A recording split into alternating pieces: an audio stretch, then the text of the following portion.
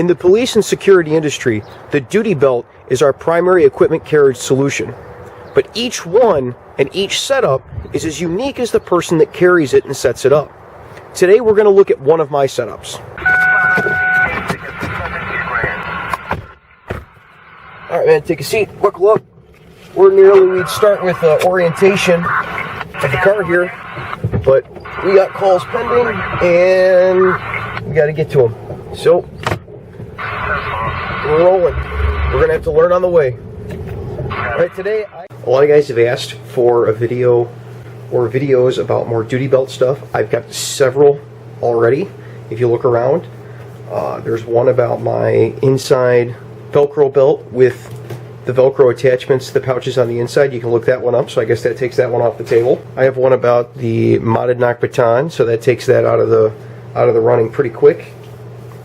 And I've got one about attaching a tourniquet to your duty belt, so I guess I can gloss over all of that. I think it's kind of disingenuous of anyone who's doing a duty belt video for police or security work to try to take the duty belt out of the equation of the whole rest of the uniform. So I'm going to try to blend the duty belt in with the rest of the uniform as much as I possibly can, mainly with the pants and the body armor, which for me works as one big unit together as equipment carriage. So on my pants I wear cargo BDU type pants, blower variety, expensive blower variety. They're like $95 a pair. And in one pocket, I have my left pocket I designate as the dirty pocket. And the dirty pocket is where I put my duty gloves. And my right pocket is the clean pocket, and that's where I put any evidence that I might have to pick up in an emergency situation and pocket, or any my car keys or my wallet, anything that I don't want to get filthy in the pocket with my gloves. Moving up, I have my inner belt that attaches to the Velcro on the inside of the outer belt, and the outer belt here is what's traditionally called the duty belt. And on my duty belt I have my department issued radio with a microphone that's very not department issued, the public safety microphone with the antenna on top that I really like. I've got a separate video on that. The swivel is just Motorola issued. It's what comes with the radio. I have a X26P, which I've done a little bit with the X26P, how to unload it basically, because if you're being issued this by an agency, they're required to give you training anyway.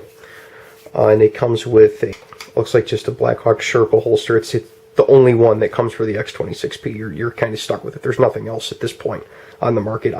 I like it though.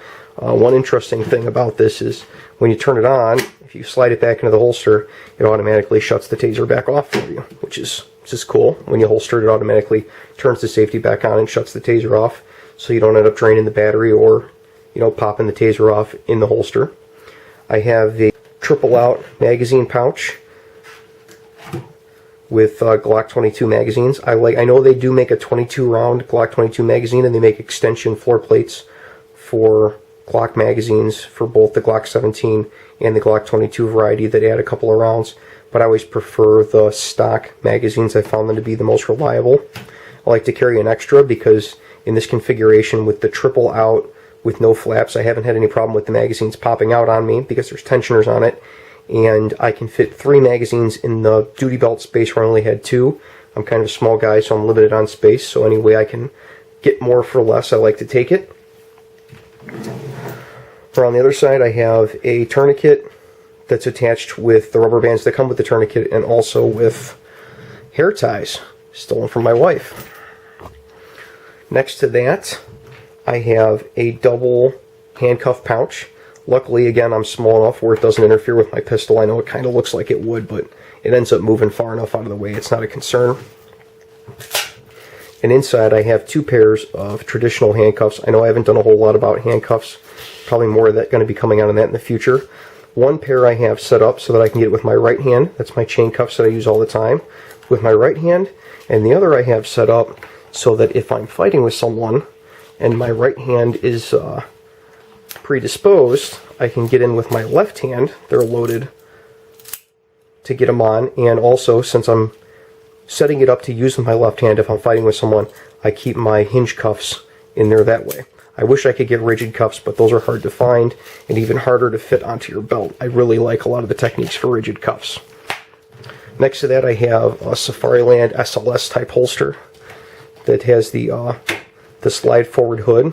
I carry a Glock 35 with a TLR2. I don't want to hear about the 40 caliber stuff. I'm kind of stuck with 40 caliber given the ammunition that my department issues.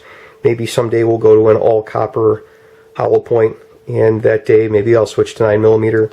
Maybe I'll still be an old guy. Either way, I'm kind of stuck with it now because we have a non-bonded hollow point, and this is pretty much the only way to go with a non-bonded hollow point, especially when you're going to be working in and around cars. Maybe I'll do a video on that in the future. But the baton that I have, like I said, I have a video on that.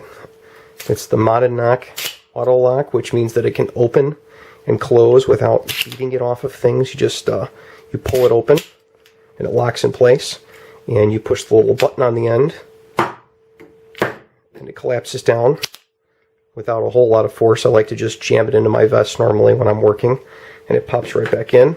I have it on a roto holster because the holsters that Monadnock sells, I don't really have a lot of experience with them, and they don't meet department regulations, so I'm just kind of stuck with that. Along the back, the only thing that I'll put at the back of my duty belt is a glove pouch. It doesn't take up a whole lot of space, and it doesn't really hurt my back. I like to keep the small of my back open, and here I just have 2 sets of rubber gloves. Rubber gloves are extremely important. I used to actually keep them on the front because I use so many of them.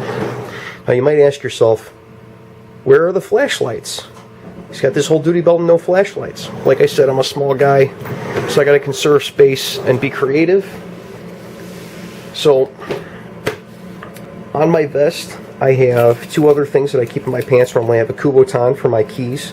I like a Kubotan just as a paint compliance option, and also it's a really awesome way to be able to keep a hold of my keys. And if you lose your keys and you got a big long Kubotan on them, it's easier to find them in the grass and stuff because it doesn't sit, they don't sink down all the way in tall grass. It tends to sit on top where the keys will fall down between tall grass and the Kubotan will be sticking up, laying up against the grass. At least that's been my experience.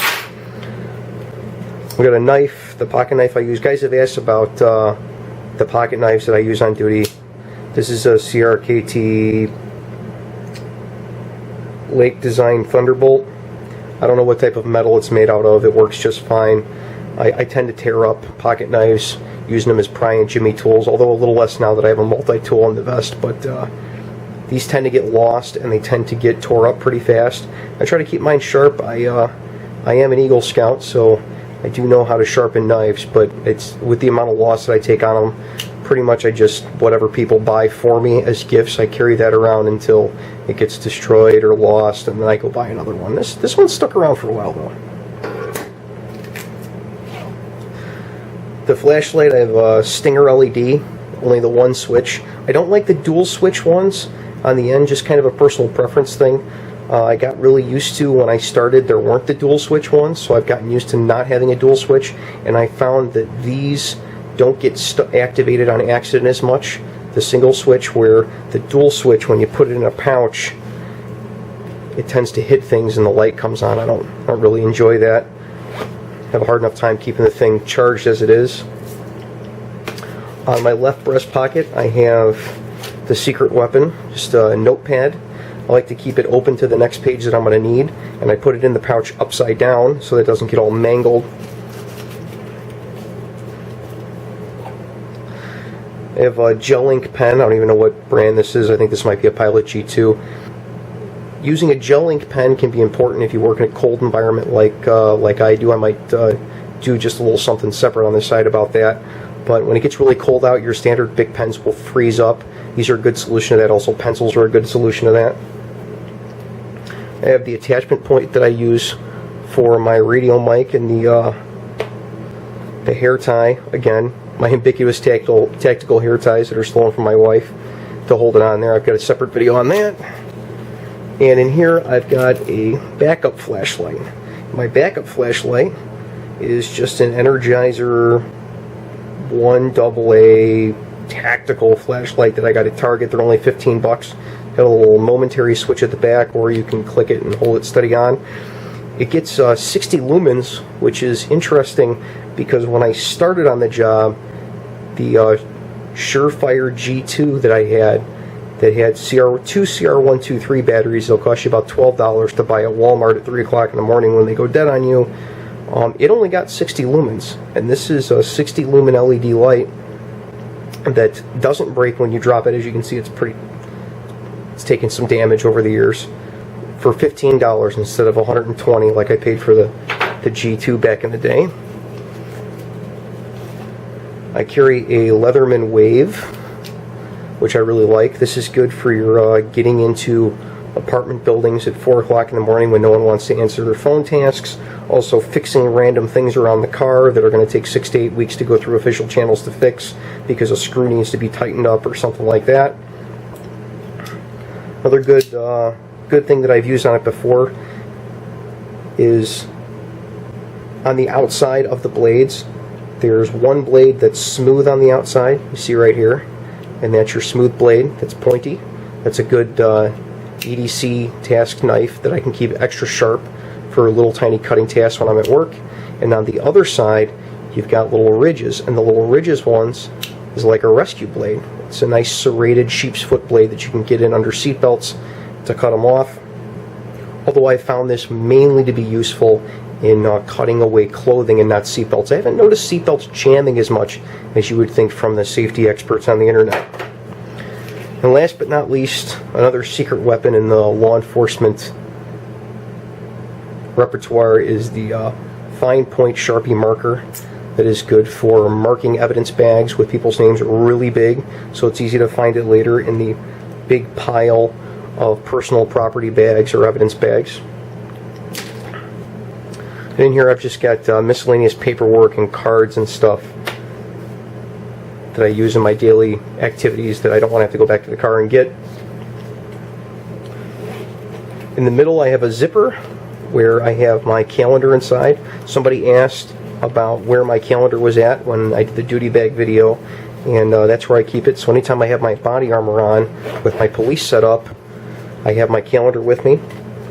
And down here in the other slash pocket, I've got some cash, which is nice for any time you need to get a cup of coffee at 3 o'clock in the morning. And I have a flash drive that I use primarily for training if I have somebody doing a shadow report, which is where we're going to write a police report, but it's a little over their head, and I'm going to write the official copy of it. I can have them write a shadow report just on a word processor, and I can save it to this and then print it in the station. Or we can pull up stuff from the past. I've got some training videos and stuff that I keep on this so that when somebody has a question about something, I've got all of my resources can stay right on here. I also keep my squad car resources, all of my maps and the hazmat book and all of that. I keep it on this little flash drive. I attached a little green zip tie on it to make it a little bit easier to find when it falls on the floor of the car. So that's pretty much all there is that's fit to print. Like I said in the beginning, this is my police work setup. I also have a separate setup for security work. Not all security work, some of it I do use this for, but if I'm going to do a night watchman type of thing where, let's say, the alarm's out in a jewelry store or I'm working at a warehouse, I'm going to be the only one on site and I don't have a radio communication where I have a backup that's available to me, and I'm going to be kind of secluded or locked into a facility, I have a separate setup that's designed to handle just those types of threats. So keep an eye out for that. There's a lot more interesting stuff coming, and let me know what you think. Well, if you like that video, go ahead and subscribe, because there's a whole lot more to come. As soon as I finish up these calls, go 10-8.